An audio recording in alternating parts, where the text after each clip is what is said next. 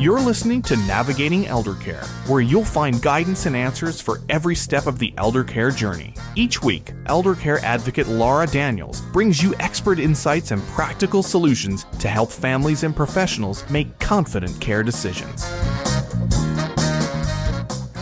Hello, my name is Laura Daniels, founder of Care Advocates, and your host for Navigating Eldercare. For years, I have been helping families and medical providers, doctors, case managers, social workers, nurses find the right solutions for seniors in transition, whether that is after a hospital stay, a rehabilitation stay, or when care needs at home have changed. We assist in finding the right care options. I started this work because I saw how overwhelming and confusing the elder process can be, and I wanted to be a guide and a resource for families and professionals. In my business, we walk alongside families every step of the way. We connect them with resources such as assisted living communities, residential care communities, memory care, and community resources. We advocate, guide, and educate through the entire time that we work with our families. The care journey should never feel overwhelming. It should feel guided, supported, and understood. Welcome back to Navigating Eldercare. I'm your host, Laura Daniels, and in today's episode, we are going to talk about, the topic is, you don't know what you don't know, and this is related to a loss. And today we have Esther Pipoly. Welcome, Esther. Hi, Laura. Esther's a founder of Loss of Life Advocates. Esther, she turned her own personal tragedy into a mission to guide families through one of the hardest moments in life. From grief support to practical planning, she helps families every day navigate loss with compassion and clarity. I thank you for being here. Esther, I want you to share your story. What inspired you to create Loss of Life Advocates? Thank you, Laura. I'm so excited to be here with you. Yeah, so Lola, first of all, it's my mom's name. So the company is named after my mom, who I think is one of the strongest women that I've ever been blessed to have her as my mom. But she always said that knowledge is power. So let's start there. And Lola really was birthed out of an experience. I lost my dad and my husband in 2014, both to cancer. I knew that my dad was at the end of his life in 2013 to 2014. He was here at the Village of Incarnate Word. And I learned a lot about long-term care. And even though I had a benefits background, there was so much I didn't know. That's why we don't know what we don't know. My father passed away from bladder cancer in July of 2014. And the day we buried him, my husband said, I don't feel good. And 10 days later was diagnosed with stage 4 cancer. And 50 days later was gone. And it was a really fast emotional roller coaster, and I really did not know anything about how my husband paid the bills, how he ran his law office. There were a lot of things I did not know. So Lola was really birthed out of the experiences from a caregiver standpoint, from being a child caregiver for my dad, being the spouse of a business owner, a lawyer here in San Antonio, and all the things that go into shutting down a business.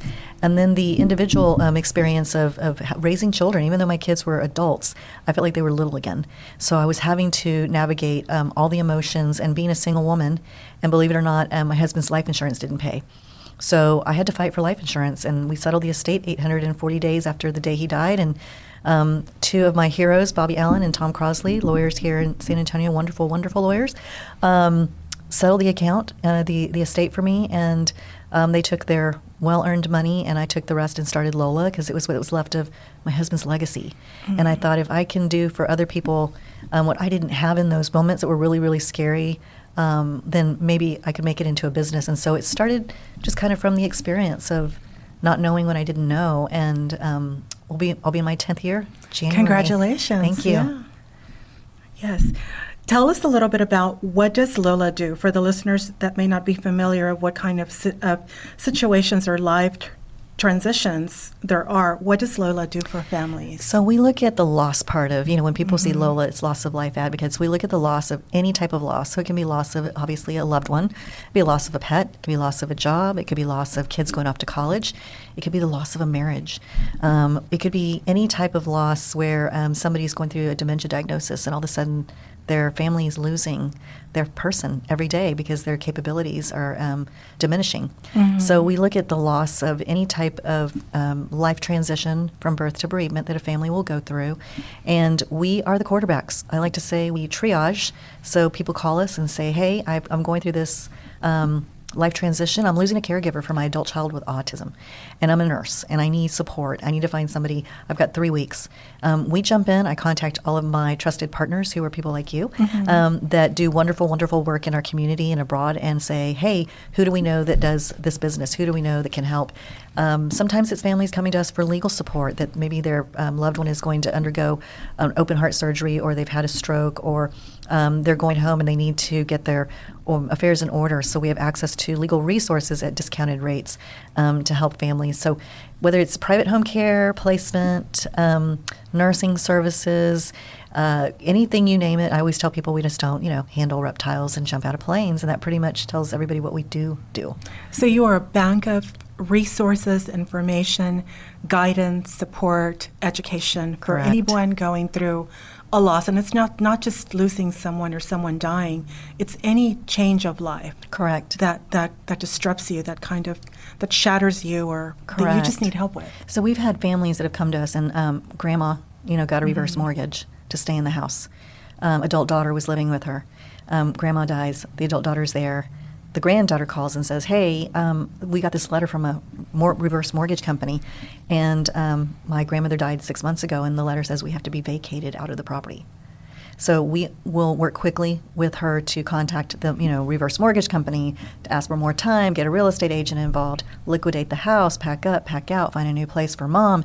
Mom has a barking dog, so it's not as easy as it turns out. So so we do a lot of different things for families to help them get over the hump.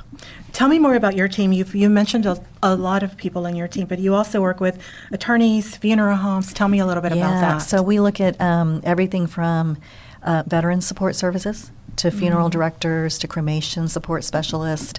And we have a variety of people because everybody has a different budget. We have real estate agent, we have property managers, we have placement, we have private care home representatives and people that own their own companies. We have people that are daycare sitters, we have nursing, we have private providers like doctors that will help be second opinions for families. Then we have the lawyers, and we have various lawyers. We have everything from criminal to family to estate and probate, and even litigators, because sometimes families are in a state of flux and maybe disagreement after somebody passes away over how somebody left their estate intact and who they left property to. And so it's not just a probate attorney. You need an attorney that knows how to litigate. So that can be somebody that we have to refer to. So we have an enormous amount of referral partners that we call trusted partners that we vet, we become close with. And of course, when we get a complaint, we take it seriously. We go back to our partner and we say, hey, there might have been, some miscommunication, but here's an opportunity for us all be better at this, because we're never going to be 5 stars. I always tell people, when you're going through loss, it's all going to be kind of subjective.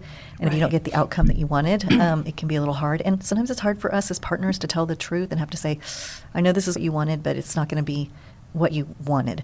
So my trusted partners are really a soiree of various people that do a lot of different things, skilled nursing facilities, private care homes, palliative care, yes. Hospice. So a lot of different people in a variety of professions. And this is a team of professionals that you've put together to help with all of the challenges that come with Correct. loss. Yes. Yeah. Let's talk about some of the impact and challenges, Esther. What are the biggest misconceptions people have about when they're preparing for loss or grief support services, and how does LOLA address those misconceptions? So I think it's always funny. People say if I get prepared, I'm going to die or something's going to happen to me. I'm going to jinx myself. And I always say, the greatest gift you can give anybody is being prepared. That's kind of my dad. My business is kind of a family business, even though everybody's passed away. But my dad was Mr. Prepared. Like, let's have the conversations. Let's be uncomfortable about the elephant in the room. We need to talk about the things that nobody wants to talk about. So, there's a misconception, especially, in our culture, Hispanic, that, if we open it up and we open the universe to it, something's bad's going to happen, so we don't want to talk about it. So we really spend a lot of time educating and telling stories about here's what happens if you do not get prepared. So the biggest misconception is that people think that if they wish it or they talk about it, it's going to happen. It's not going to happen. 100%, we're all going to die. Esther, in your experience, what mistakes do people commonly make after a loss that better pre-planning could have prevented? Wow. So I want to say the number one is they go to the bank. And if their bank accounts are not styled or there is not anybody on the bank account, unfortunately, bankers have to freeze accounts. So many families don't prepare by putting their banking and their finances in order to make sure that somebody else has access to those funds in case something happens to them. Many people think to contact, the electric company or the water company or all those things, the mortgage company. Don't do anything until you get the death certificate. And we know that the death certificate is going to take about 2 weeks to maybe a month. That is your passport to everything. You don't need to tell everybody that something's happened. Grieve. Spend your time grieving, going through the process, because if you say something too quick, then the CPS company is going to want to know, well, who's going to take over the bill? And so I've had some clients that have walked into a home where their aunt meant to do something well for them by calling the utility companies, and they walk in with no electricity and no water. And it's not on the fact of, a fault of the utility companies. They're just looking at who's going to take over the payments. And even though they have a lot of compassion, people tend to make mistakes really quickly when something like that happens. And there is no way you can know that. No. Right? Because you don't know what you don't know. No, exactly. Yeah. There's no way you can know all of that. Let's talk about advice and broader perspective. For someone listening and thinking, I don't have an estate plan or my loved ones don't have things in order, what are the first steps you would recommend they take now, Esther? Well, always contact us at LOLA or your company, Care Advocate, because you are... Give us your number now. 210-802-2224, so 210-802-2224. Okay. And, text me. I love getting phone calls, but majority of the time texting is always a little bit easier for me to look at, especially if I'm with a client. Sometimes I'm in a hospital, so I just can't respond as quickly when I hear voicemails. But I would say that, I think I forgot the question because I was so busy. It's okay. The question was, it goes to prove. For someone listening and thinking, I don't have an estate plan or my loved ones don't have things in order, Esther, what are the first steps you would recommend that they take today? As you can all see, I'm human. Yes. I would say, first of all, contacting either a LOLA advocate like you or myself, contacting us, and we have packages that you can purchase to get your affairs in order. We have playbooks, both of us do.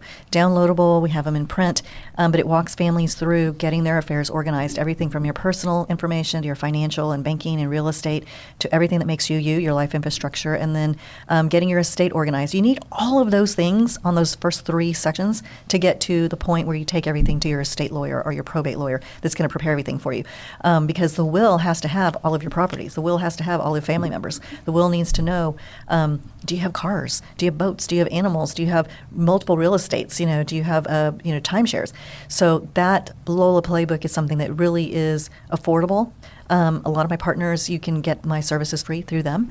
But really, I would say if somebody has not done themselves well by getting prepared at this point, it's never too late. Reach out to us. We can get you started. We have affordable packages. We have things that you can do that don't cost you anything to get organized, which are checklists. When I asked you for what did you want to name this episode, you said you don't know what you don't know. That's perfect because You're right. You don't know. You can't know all of these things. Right. It's impossible. It is. Through the years, I've learned so many things. I learn something every day. I have partners that will call and say, did you know about this? Did you know about that? And as soon as I hear about it, I'm like, wow, like Pocket Nurse. I don't know if you've heard about them, but it's something it's an available resource for families with a dementia diagnosis.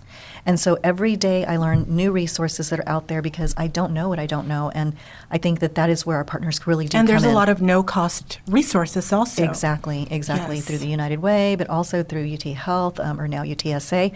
I should say there are so many programs that every time I start Googling or looking for a resource or calling somebody, they tell me about something.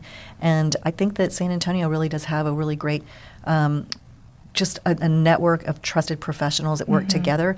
There are a lot of people in our industry that some people would say is, we're all competitive. Actually, we're not competitive. We're all collaborative. We're all a resource. That we want to help everyone. These families that are going through these crisis moments. Yes. So if you are going through a loss, right, instead of calling 10 different people, they can call you. Correct. And you can connect them to all of the resources and Exactly. everything that they need. And talking about your playbook, there's also a business part to it. Yeah. If you have a small business or big business, there are things that you don't think about. I always ask people, you have a partner. Okay, so do you get along with your partner's wife? Or you've gone through a divorce, which I have a good friend that just went through a divorce, and I was like, okay, day number 1, you need to go to your attorney and make sure you update that your wife is no longer the beneficiary on your legacy plan for your business. Otherwise, if you were to drive out somewhere and get in a car accident, she's now going to become the owner of the company with your partner. So our business playbook actually walks business owners through. It doesn't have to be a death. It could be just a major car accident that disables them, and walking them through, what do you do with the employees? Do you have to reduce your workforce? Do you have to come up with severance packages? Who's looking at the receivables? Who's looking at the accountables? What does your lease look like? For most of us that are entrepreneurs, we are the breadwinners. So if we stop being there and being the breadwinner, who's going out there and making those calls and making sure you're keeping the lights on? Yeah. And that's what happened with your husband, yes, right? He was a trial lawyer, and yes. I can honestly say he had $300,000 in judgments that I never knew was my job as an executor to go and collect. I think it was like year 3 or year 4 that I was like, by the way. Your story when he passed, people were walking into his office and walking out with bottles of wine, cases of wine. And How cases dare they? of clients. Right. Yes, they were signing them up at gyms. There were other attorneys that were meaning to do well, thinking, we need to take care of these clients, but the estate, everything needed to go through the estate. So it was really a total loss, and I just didn't know what I didn't know. Esther, what emotional advice do you have for people grieving, especially those who are overwhelmed by the practical tasks that come with loss? You don't have to do it alone.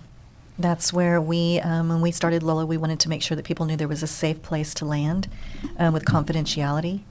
We wanted people to realize that in this moment when we want you to grieve, we want you to be sad. We want you to move through all the emotions that go with losing somebody you love or actively losing somebody you love with dementia. We want to make sure that you've got the support. We're the business side of things for you. So if we can make the phone calls, if we can do the actionable items behind a life transition or loss, that's what we can do. We can take those things off your plate. It really is incredible when people have a loss. They just want to be as busy as they can and move through it as fast as they can. And so they're cleaning and packing and boxing. And some people have to move fast. Don't get me wrong. I had to move really fast. But if you don't have to move fast, we want you to say, here, can you do this for me? Can you make these phone calls? Can you do these death certificate distributions for us? Can you contact the employer and ask about the 401k? Can you contact the kids' school counselors and let them know they're not going to be in school because their dad died? If we can do that and take that off of your plate, then that's what we want to do, because we want you to move through this, because if you don't take care of your grief when it's happening, it's just going to come up later. I think you're so much more than the business side, right? You're everything. You're the therapist, the advocate, the support. It's so much that you do and offer. It's been an incredible journey. I would have never thought in 2017 that when I was putting this to paper and trying to figure out what it was that I wanted to do, I just wanted to be that person that people looked at and said, she got me through it. Like, it was the hardest time of my life, but she got me through it. And I love what you say. It's not just you. You have a team of people that help you with all of this. Exactly. Esther, how do you think society's attitudes towards death, grief, and end-of-life planning have changed over the past few years? Do you think that we are more open now to talk about these topics than we were before? Yeah, I think COVID, as crazy and horrible as it was, it did something. It changed us and made us have to talk about loss of people that we weren't expecting to lose, having to talk about separation. And, when I have these conversations with our community leaders and they ask, like, what do you think the biggest issue is right now around grief? I'm like, loneliness. I think there's a lot of lonely people, and I think that COVID did that to us. It made us kind of isolate. And so there's still, even at 5 years later, right, we're just now coming out. And I mean, we're still starting to get out and do things with people and engage. And I think that some people are almost afraid of engaging to the point, because when you go through such tragic loss as we did, and you go through the grief alone, like many of us did, there's this kind of like second degree trauma that we go through. It's like we're afraid to get too close because we're also afraid of the loss. I don't want to get too close to you because I know I might lose you. And so grief is a funny thing. It's reaching out for somebody that's been there the whole time and they're gone, and then it's also reaching out for somebody that's never been there and they're not there for you again. So I think that from a community standpoint, and what COVID taught us was that that loneliness is a big thing that it's associated with grief, and that we have to work at really making sure that I think it's a new epidemic, that people are really dealing with a lot of loneliness. And there's a lot of stuff that we don't hear about. I get calls about suicides and stuff like that, and we don't hear about them because people are really suffering in silence. Thank you. That was, you're right. We all lost we either lost someone during COVID or we knew of someone Yeah. that was just so unexpected, Yeah. right? That 30-year-old, that 80-year-old. Esther, give me your most meaningful, and I know you've had thousands of them, but I want you to think of your most meaningful and memorable success story that you've had with a family that you have helped through LOLA. So I know we were talking a little bit before we were taping today, and I told you Michelle Young, who I'm going to send this to her, because she is one of my favorite people. She was one of my clients that came through when her husband was diagnosed with a brain tumor. And it was before COVID. How did she find you? She found me through a friend, through actually Tom Crosley, who was one of my attorneys. His wife, best friends with Michelle, and he gifted hours to her. So he called up and said, I want to gift hours to Michelle. Her husband just got diagnosed with brain cancer. And so Karen and him gave her 10 hours, and I think I spent probably 30 or 40 hours working with her, if not more, because once I started, I couldn't stop. But she was a beautiful person with 3 children in very impressionable ages, middle school and high school. Dad was starting to stumble and fall. They realized something was wrong over the holidays, got past the holidays in the first of the year, and he was diagnosed with a brain tumor. And he went down really quick.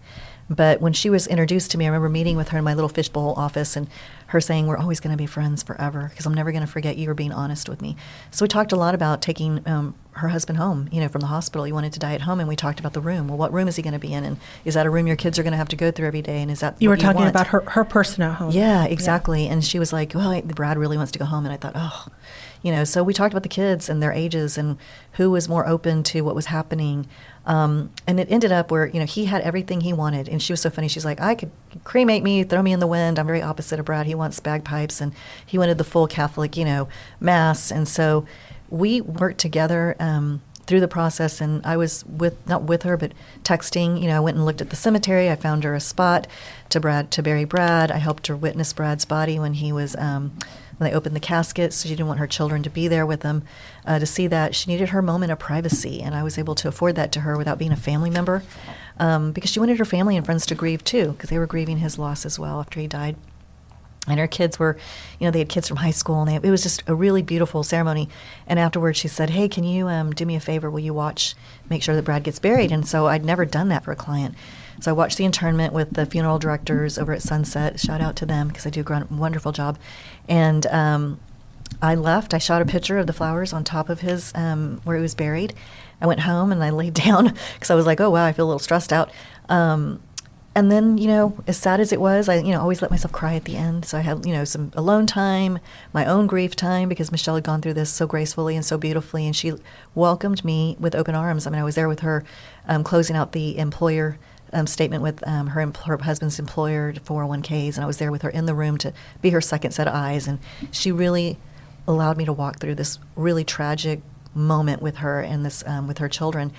And then a couple of years later, I get a text with a picture, and she's being proposed to. Oh. And I thought, this is the full circle. Yes. I told her, you're not going to be okay for a while, but you will be okay one day.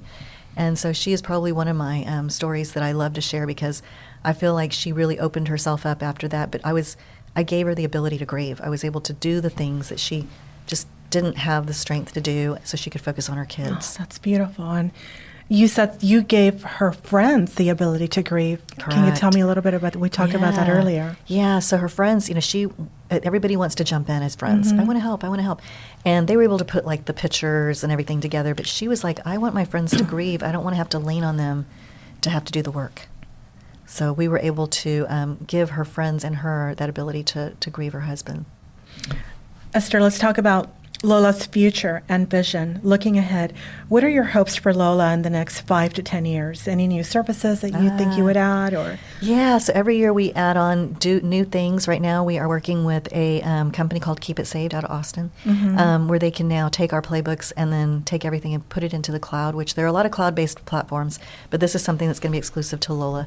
And then, of course, I'm partnering with palliative companies, and so I really see us growing through palliative companies to offer LOLA services moving into the future. Finally, Esther, for listeners who may want to learn more about LOLA, what is the best way to contact you other than the 210-802-2224, correct? Yes, info@lossoflifeadvocates.com or info@lolasupport.com. That's a little bit shorter. I thank you for being here. Thank you for having me. It's been a pleasure. And thank you for joining me on Navigating Eldercare, where we bring guidance and answers to every step of the elder care journey. If you are a family member, a hospital case manager, a healthcare provider, and you know someone facing a change in health or planning for a future care need, Care Advocates is here to help you find the right care at the right time. Our commitment is simple: care, compassion, and a lifetime of support. For a free consultation, you can call me at 210-669-2222. You can also listen to past episodes on YouTube or listen on your favorite podcast application. You can also listen to us here every Sunday at 8:30 on 9:30 a.m. The Answer. I am Laura Daniels, and this has been Navigating Elder Care, helping you find the right care at the right time for the people that matter the most. Thank you for listening. This has been Navigating Eldercare with Laura Daniels, providing guidance and answers for every step of the elder care journey. For a free consultation, call 210-669-2222 or email laura@advocatern.com. Catch every episode on 9:30 a.m. The Answer, YouTube, your favorite podcast app, or at advocatern.com.